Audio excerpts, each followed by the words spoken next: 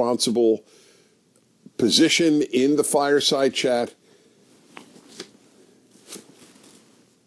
and takes it. Yeah. Good to be with you, my friends. So, a few thoughts on the Derek Chauvin verdict in the George Floyd death in Minneapolis. It's so sensitive but yet important an issue that I actually have some notes, which is very rare for me. I almost never use notes. Not that there's anything wrong with it. I don't have any objection to people using notes at all, as a general rule. I just don't usually do so, neither on the radio nor in the fireside chat. But in this case, I thought it was so important to hit certain points, I jotted them down. First, have you noticed, unless I missed something in the trial, and it could be I did, and if so, I'm just wrong. But I don't think I missed this. I don't think there was any mention of racism in the charges brought against the police officer. But isn't that the entire reason that the country has been fixated on this issue? So maybe the whole thing was a lie. I mean, it's all about oppression of blacks by police. But it wasn't even mentioned, to the best of my knowledge, in the entire weeks of the trial. Am I not being clear that there's a certain cognitive dissonance going on here, a certain contradiction? Wouldn't that have been front and center?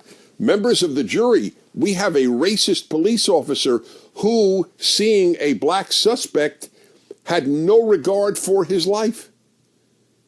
But that wasn't raised. Why not? Maybe there's a good reason, but it would seem to me that given that the riots and protests, there were both protests and riots, almost all of 2020, or certainly after the event, was it May, I believe, of 2020, and then through the year, they were all because of police racism, alleged police racism, but it wasn't even mentioned. And why wouldn't it be mentioned? And the answer is because it probably wasn't existent. That's why. Do you know how many unarmed blacks were killed by police officers? According to the Washington Post, taken from government data, in 2019, the last year we have for this. Take a guess. Ami Horowitz made a video on this, asking people how many blacks were killed by police. They said thousands. Watch the video. It's up at PragerU by Ami Horowitz. He was in Minneapolis this week, just interviewing blacks who were prepared to protest if the verdict didn't go the way they believed it should go. And thousands. Well, so the number of unarmed blacks who were killed by the police in 2019 is 13. 13. And in nearly every case, they were attacking a policeman. Like in the case, this wasn't 2019, but the most famous case, Ferguson, Missouri, where Michael Brown attacked the officer and tried to get his gun. The officer begged him not to approach him. That's why he was exonerated completely, even by the Obama Justice Department. How many people know that? And yet Obama himself said Ferguson as an example of police racism. So we're living in an age of make-believe. It's with regard to just about everything, but I won't get sidetracked here. But this is a big one. This massive amount of oppression and killing of blacks. If you watch the Ami Horowitz video, it is about as scary a video. No horror movie is as scary to me as the few-minute video of Ami Horowitz that he made in Minneapolis, where black after black, almost all young, is saying that they are the object of genocide. Genocide. The people who were objects of genocide in history, these people should ask them for forgiveness. Genocide in America. Blacks. Even in the age of slavery, there wasn't black genocide. Not in the United States. We really do live in the age of lie because truth is not a left-wing value. It never was. And isn't. It just isn't. It's a liberal value. It's a conservative value, but it's not a left-wing value. I say that almost every day on my radio show because there's always an example for it. Barry Weiss is accumulating all the lies, or many of the lies of the New York Times. She actually quit the Times because they lie so much. You should read her page. She's still a liberal, which is fine with me. I don't have a problem with liberals. I have a problem with leftists. So that's one factor here that is rather important. Next, was the verdict right? I have no idea. I truly don't. For example, I would like to know, here's a question, maybe it was answered during the trial, but I would like to know how many Minneapolis Police Department officers ever put their knee on a suspect's neck, on the side of the neck. He never put it in the front of the neck. That's where you breathe. You don't breathe on the side of your neck. And how many of them ever died? Now, for argument's sake, let's say that this was done 250 times to 250 different suspects. So, and they were, in other words, people that resisted arrest and were quite violent, which is the case of George Floyd. You could see the video of him resisting arrest and not even going into the police car. All they wanted him to do was go in the police car. But he had a record, and he didn't want to be taken to the police headquarters, or the police station, I should say. So I'd just like to know, let's say there were 250 times Minneapolis police officers put their knee on the side of the neck of a suspect. How many of them died as a result, or during that time? Now, if the answer is 0, which I suspect it is, then does that move you in any direction to thinking, well, maybe that isn't the cause of George Floyd's death? Maybe having 3 times the amount of fentanyl that can kill you, and already a pre-existing heart condition and terrible breathing, all of that prior to the knee on the side of the neck, maybe that contributed. I don't know, but I think that that's a pretty valid question to ask, including how many other officers have put a knee on the side of the neck in Minneapolis. I read their manual. It is allowed for. So I'm not saying he's innocent.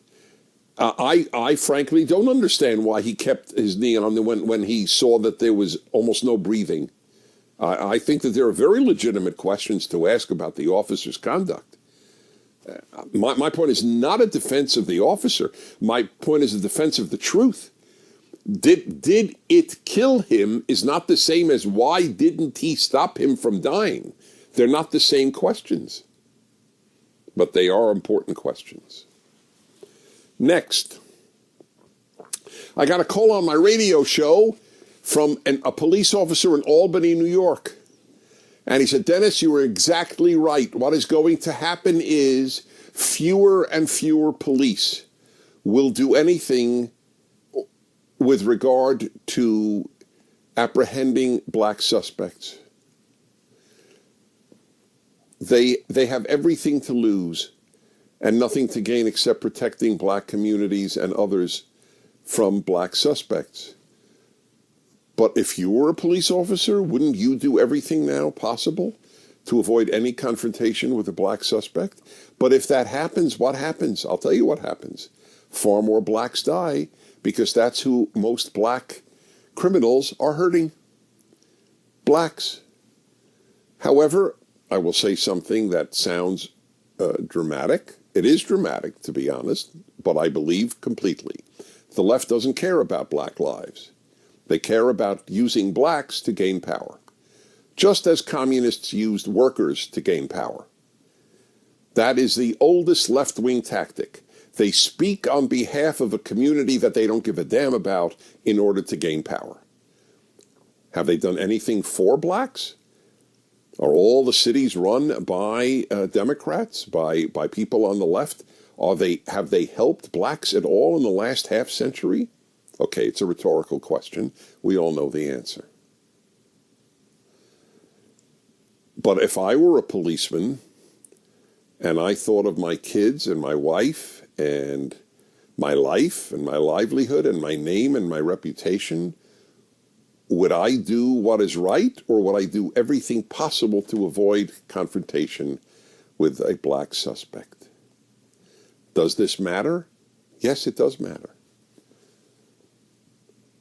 These riots and the intimidation of the left-wing mob in front of the courthouse in Minneapolis have had an effect on police.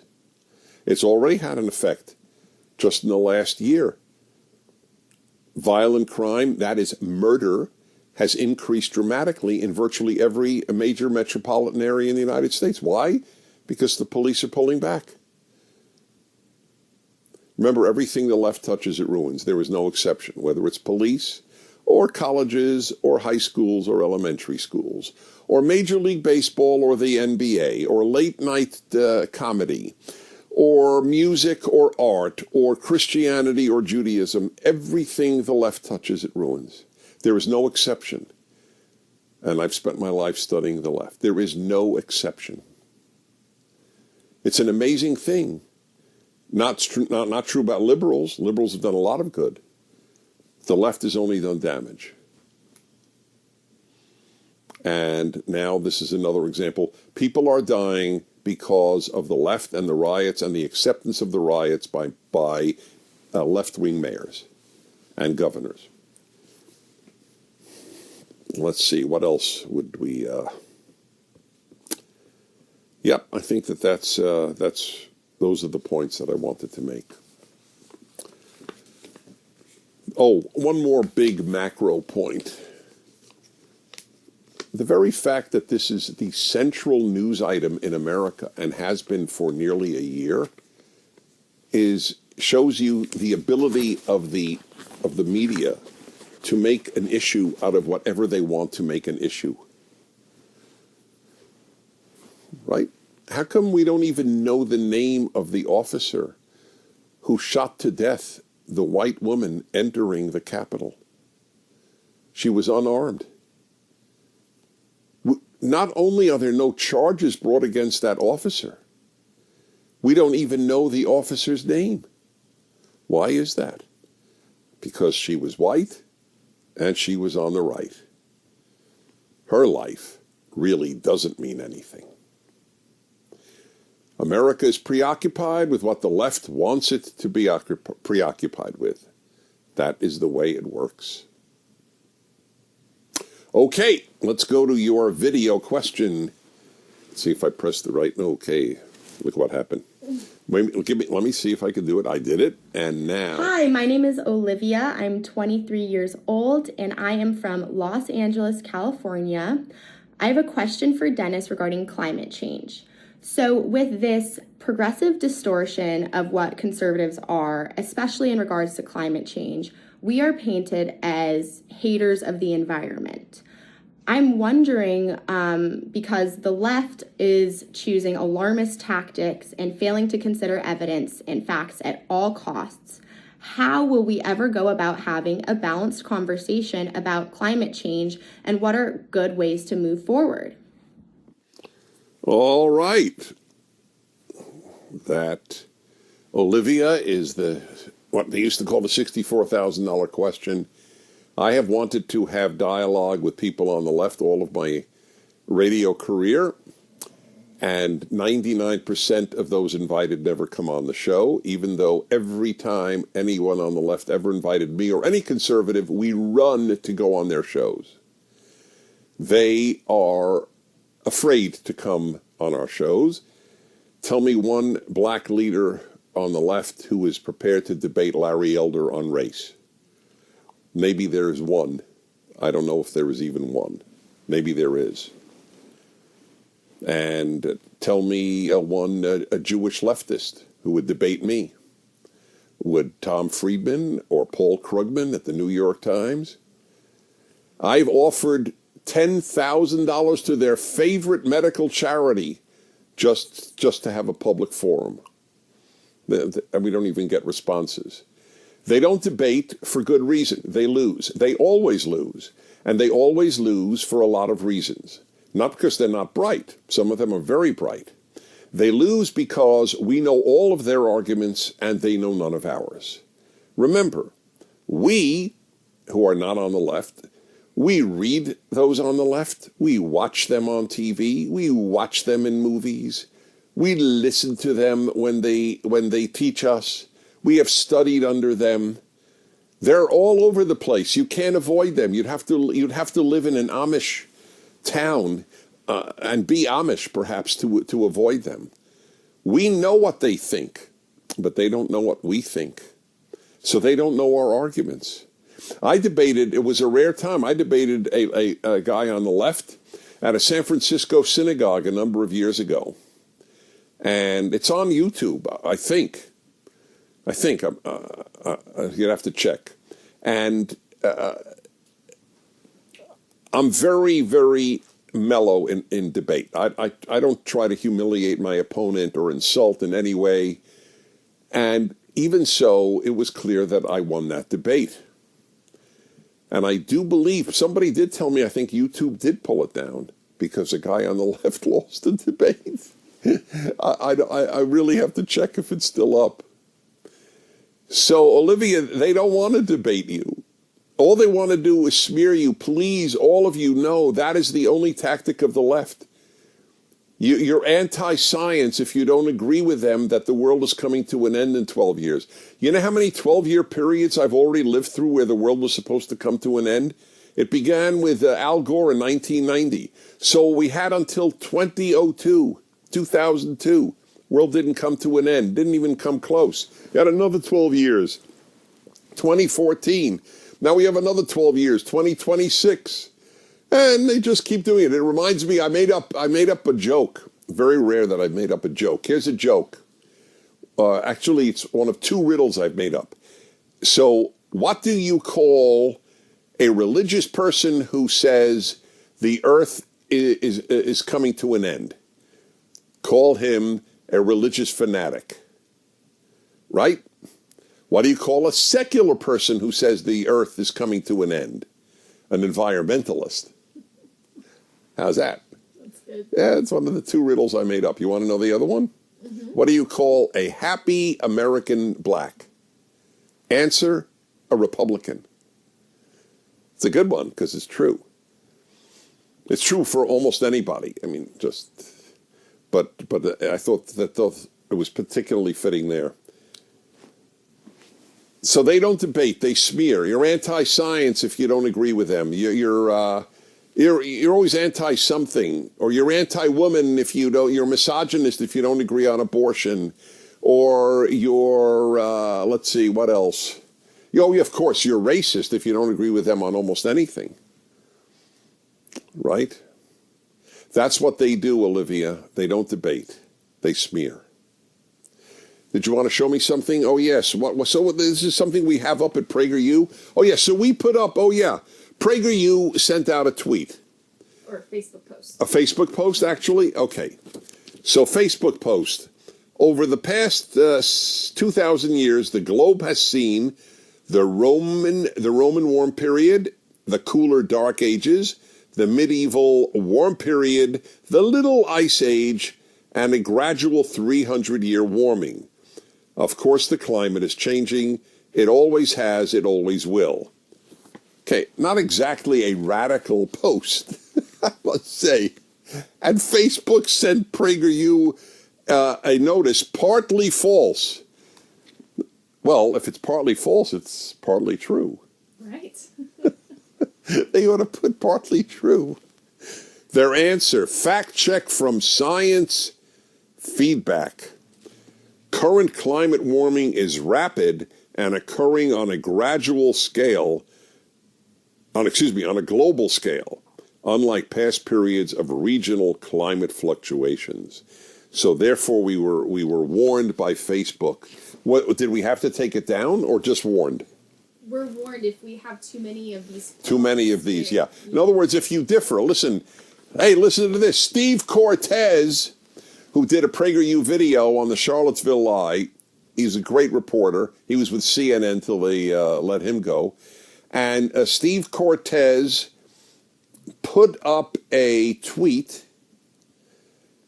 that, this is mind-blowing, an NIH study, National Institutes of Health study, from the U.S. government, National Institutes of Health, that masks are largely useless against virus.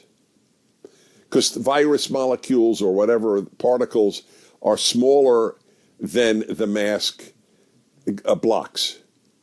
And he was taken down. His tweet was taken down. And he was shut out of Twitter for 24 hours or whatever. But all he did is cite a government study. How's that? That's for you too, Olivia. That's an example. We cite studies and they don't debate us. All right, let's see. Linda, 55, Pittsburgh. What are your thoughts on Bill Gates, specifically as it relates to his massive ownership of farmlands, GMO seeding market, and his desire to switch to synthetic beef in the name of climate change? I am horrified when I watch him present his mathematical equation that requires the need for population reduction via vaccines and reproductive health management. His words, not mine. Okay, so in a nutshell, my take on this on this man is that the billions have gone to his head. He thinks he is not only capable of making money, but that he is wise. And that's a very big problem with many super wealthy people who don't understand that in the vast majority of cases, their intelligence is restricted to making money, which is great for making money. Just like there are people who's restricted to playing quarterback or playing the oboe. That's not uncommon that people are brilliant in one area and not brilliant or even stupid in other areas. That's not uncommon at all. But the very wealthy, not always, but often have this delusion that they're wise. And it's worse in his case. He not only thinks he's wise, he thinks he could save the world. And people who think they could save the world are usually dangerous if they have any power. Courtney, 21, Sacramento, California. Mr. Prager and Otto, hello. At what point do you still have a free country if justice is determined by violence, threats, and physical and peer pressure? Related to the Chauvin verdict, please pass on a belly rub and treat to Otto. Thank you and God bless. I do. I belly rub him plenty. Though I will admit the other dog, the Basset Hound, whom you rarely see, is much more into getting rubbed. Otto... What does Otto live for? Not a rub. Snoopy lives for being rubbed. Otto lives for food. Then that's very exciting to Otto. Is that all right with you, little fella? Good boy. He's a great guy. He really is. Lot of fun to be with. So that's a big problem, the intimidation. Defense witness had pig's blood smeared on I think the front of their house in Minneapolis. There is a lot of terrible intimidation that comes from the left, and it's affecting obviously a lot of the society. Second question: should young conservatives give up on their radical leftist home states and move to red states? Is it worth staying in blue states? So, If I were a young non-leftist who loved liberty, which is what it amounts to, and intellectual honesty, also what it amounts to, I would say all things being equal, my first consideration is, where are my friends? That's why I stay in California, because so many of my friends are here. So that's number one. Where are the people you are closest to? And it might be family, not just friends. But beyond that, yes, I think living in a freer state. California is not a free state. The crushing of businesses for the utterly irrational belief that they had to be closed to combat COVID, and Florida being open and having such a great record with all of its elderly people, has the second greatest percentage of old people in the country, Florida, and still did so well while staying open. Okay, Yael, 30, Houston, Texas. Dear Mr. Prager, I'm a liberal who's recently discovered your podcast, and frankly, my mind was blown by how much sense you make. This, let me comment on that before I continue with this. So, I remember the airport, Philadelphia airport, about 2-3 years ago, and I'm stopped frequently, and this was one of those occasions, by, and this will sound funny for me to say, because a heterosexual guy, but I notice a very handsome man. If you're a very good-looking guy, and there aren't many. Most guys are in the middle. There are a lot of beautiful women, but there aren't many beautiful men, quote unquote.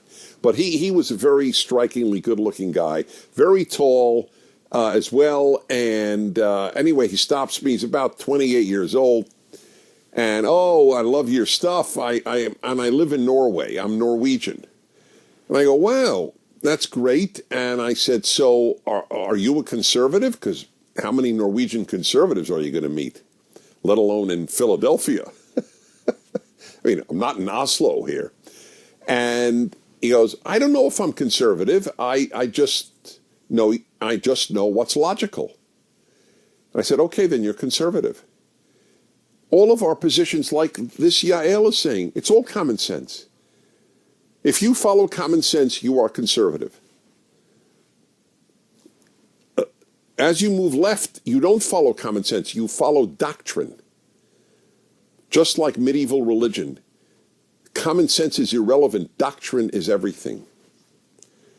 All right, I'm questioning long-held beliefs that I absorbed without truly thinking them through. Congratulations, and I mean that sincerely. That's very impressive. Your musings about character, values, and courage have inspired me tremendously. Thank you. But even though I am inspired by your thoughts about bravery, I'm having trouble applying them in my own life. I'm in a field where wokeness is the norm, and any dissent can result in total career destruction.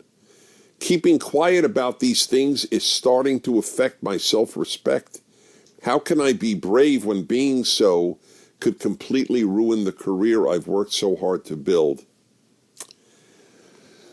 Okay, look, I have said very many times, I am not in a position, having a job, I am not in a position to tell people, go and lose your jobs.